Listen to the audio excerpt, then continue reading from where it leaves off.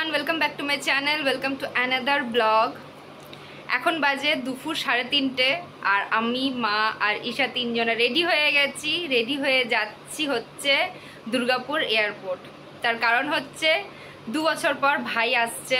আপনারা সবাই জানেন যে ভাই আইআইটি গান্ধীনগরে আছে, পিএইচডি কমপ্লিট করছে, সেকেন্ড ইয়ার চলছে। তো 2 বছর পর ও লিভ নিয়ে বাড়ি আসছে, তো তাই ওকে রিসিভ করতে এখন আমরা তিনজনা মিলে চলে যাচ্ছি এয়ারপোর্ট। ওর ফ্লাইট আছে 4টে নাগাদ, আমরা বেরোবো। তো এখন রেডি হয়ে গেছি আর ভাবলাম আপনাদের সঙ্গে একটা ব্লগ শুরু করি, তাই ক্যামেরা হাতে নিয়ে শুরু করলাম এই মাঝখান থেকে ব্লগটা, মানে দিনের মাঝখান থেকে ব্লগটা দেখা। এবারে ঈশাকেও আর মাকেও, ওরাও রেডি হয়ে গেছে। এই দেখুন, ঈশা আর মা রেডি হয়ে গেছে, দুজনেই রেডি হয়ে গেছে। খুব আনন্দের দিন, 2 বছর পরে আমার ছেলে আজ বাড়িতে আসছে।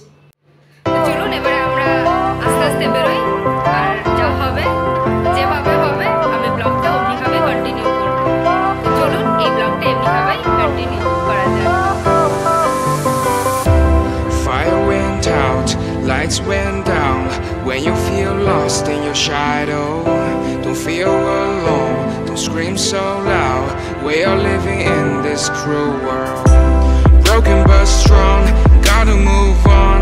You are not a bakery of life.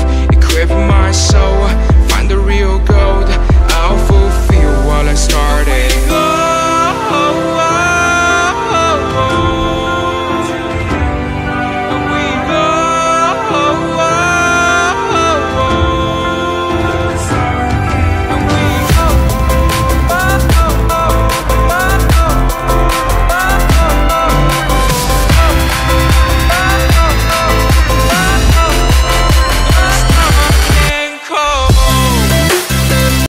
So finally বেরিয়ে পড়লাম এয়ারপোর্টের উদ্দেশ্যে। অনেক দিনের অপেক্ষা, 2 বছরের অপেক্ষা, 2 বছর অপেক্ষা পর আবার ভাইকে সামনাসামনি দেখতে পারবো। এতদিন ফোনে ভিডিও কলে দেখেছি, কিন্তু সেগুলো কি আর ভালো লাগে? আপনারাই বলুন। এই যে আমরা আসানসোল পেরিয়ে, মানে কালীপাহাড়ি হচ্ছে এটা, পেরিয়ে আর ন্যাশনাল হাইওয়েতে উঠছি। আসুন আপনাদের সঙ্গে এবার একটা ছোট্ট গল্প শেয়ার করি আমাদের জীবনের। আমি যখন ক্লাস 5 থেকে 6-এ উঠি 2006-এ, তখন বাবা মারা যায়। বাবা রেলওয়েতে জব করতো, হাওড়া ডিভিশনের গার্ড ছিল। সো আমরা থাকতাম কিন্তু অন্ডালে, আমি, ভাই, মা, বাবা আর দাদু। দাদুর অনেক বয়স হয়ে গেছিলো, 86-এর কাছাকাছি প্রায়।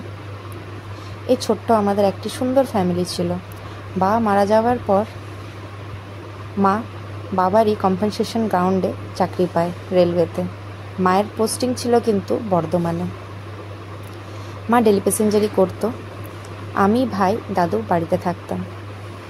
2 বছর পর দাদুও মারা যায়, আর তখন আমরা বাড়িতে একা। তখনও কিন্তু মা ডেলি প্যাসেঞ্জারিই করেছে। আর আগের ব্লগে যে কাকলি মাসিকে দেখিয়েছিলাম, সেই কাকলি মাসি কিন্তু আমাদেরকে মানুষ করেছে। আমরা পড়াশোনা করেছি কেন্দ্রীয় বিদ্যালয় আন্ডাল থেকে। আমি 10 দিয়েছি, 12টা দিয়েছি কেন্দ্রীয় বিদ্যালয় সিএমইআরআই। তারপরে কলকাতার থেকে নারুলা ইনস্টিটিউট অফ টেকনোলজির থেকে বিবিএ কমপ্লিট করেছি আমার। আর ভাই ক্লাস 10 আর 12 দুটোই কেন্দ্রীয় বিদ্যালয় আন্ডাল থেকে করেছে, টপ করেছিল। তারপরে ওখান থেকে টেকনো ইন্ডিয়া, ওখান থেকে বিটেক করে তারপর গেট কোয়ালিফাই করে এমটেক করেছে আইআইটি গান্ধীনগর থেকে। সেখান থেকে ও ইনস্টিটিউট গোল্ড মেডেল পেয়েছে। তারপরে ওখান থেকেই আবার ডাইরেক্টর স্কলারশিপ নিয়ে পিএইচডি করছে। আমাদের এই জার্নিটা খুব একটা ইজি জার্নি ছিল না, অনেক কষ্টের মধ্যে দিয়েই জার্নিটা কিন্তু আমাদের হয়েছে। এখন সব কিছুই শান্তি, অনেক কিছুরই ফল ভালো। আমাদের ছোটোবেলাটা যেমনি এত কষ্টের মধ্যে দিয়ে কেটেছে, অনেক একাকিত্বর মাঝখান থেকে কেটেছে। এই জিনিসটা আজকে এই জন্যই বলার, তার কারণ হচ্ছে এখানে অনেক মানুষই আছে যারা আমার ব্লগ দেখে, বা যারা হয়তো দেখেনও না। ছোট ছোট ব্যাপারে জীবনে হেরে যায়, এরকম হেরে যাবেন না কখনোই। আমাদের জীবনের এই ছোট্ট গল্পটা যেটা আপনাদের সঙ্গে এই 3 মিনিটে শেয়ার করছি, এতটাও ইজি ছিল না, অনেক কষ্টের মাধ্যমে গেছে, অনেক আপস অ্যান্ড ডাউনস আমাদের এখনও যাচ্ছে বা এখনও যায়। জীবনের কোনো লড়াই অত সহজ হয় না, সহজভাবে কোনো জিনিসটা পাওয়া যায় না, তার জন্যে স্ট্রাগল করতে হয়। তাই আপনাদেরকেও বলছি, হেরে যাবেন না। এবার দেখুন, আমরা কিন্তু অন্ডাল পৌঁছে গেছি। ওই যে দেখুন ডিভিসি দেখতে পাচ্ছেন, ওটা কিন্তু অন্ডাল মোড়, মানে এই যে পেট্রোল পাম্পটা দেখছেন এটা কিন্তু অন্ডাল মোড়েরই কাছাকাছি। এই অন্ডালেই কিন্তু আমাদের ছোটোবেলাটা কেটেছে। নট ইভেন আমার বাবার ছোটোবেলাটাও এখানেই কেটেছে। বাবার জন্ম, আমাদের জন্ম কিন্তু এই অন্ডালেই। শুধু জন্ম নয়, আমাদের পড়াশোনাও কিন্তু, স্কুলিংও এখানে, বাবার স্কুলিংও এখানেই ছিল। অন্ডালে আমাদের নিজস্ব বাড়ি আছে, মায়ের অফিসের জায়গা অন্ডালি। যদি কোনো দিন অন্ডালে যাই, আপনাদের সঙ্গে নিশ্চয়ই ব্লগ শেয়ার করব, আপনাদের সঙ্গে আমাদের স্কুল, আমাদের বাড়ি, আমাদের মায়ের অফিসের জায়গা সব কিছুই শেয়ার করব। এই জায়গাটার সঙ্গে আমাদের অনেক অনেক অনেক পুরনো স্মৃতি, ছোটোবেলার স্মৃতি, ভালো মন্দ স্মৃতি জড়িয়ে আছে। এই যে অন্ডাল মোড়, ডিভিসি এখন পেরোচ্ছি, অনেকটা পথই চলে এসেছি। এই দেখুন আমরা পেরোচ্ছি হচ্ছে অন্ডাল মোড়ের গুরুদুয়ারা, আর গুরুদুয়ারার পিছনে এই দেখুন এটা হচ্ছে ডিভিসিটা। দুর্গাপুর এয়ারপোর্ট কিন্তু প্রপার দুর্গাপুরে নয়, অন্ডাল মোড় ক্রস করেই একটু গিয়ে পড়েই কিন্তু এয়ারপোর্টটা। এই দেখুন এই টার্নটা নিলেই আমরা এবার দেখতে পাবো কাজী নজরুল ইসলাম, মানে এয়ারপোর্টের মেন গেটটা। এখান থেকে এয়ারপোর্ট কিন্তু বেশ অনেকটা ভিতরে। এখানে ছোট ছোট ফ্ল্যাট, তারপরে স্কুল, নারায়ণা স্কুল, এসব এখানে হয়েছে। এখনও জায়গাটা, মানে এই পরিবেশটা এখনও আন্ডার ডেভেলপড। বেশ এখান থেকে অনেকটা ভিতরে গিয়ে পড়েই কিন্তু এয়ারপোর্ট। পাবলিক ট্রান্সপোর্টেশনের এখানে সেরকম কোনো ওখানে সুবিধাটা নেই, তাই জন্য যতবার আমরা যাতায়াত করি আমাদেরকে কিন্তু পার্সোনাল গাড়ি করেই পিক অ্যান্ড ড্রপ সার্ভিসটা নিতে হয়।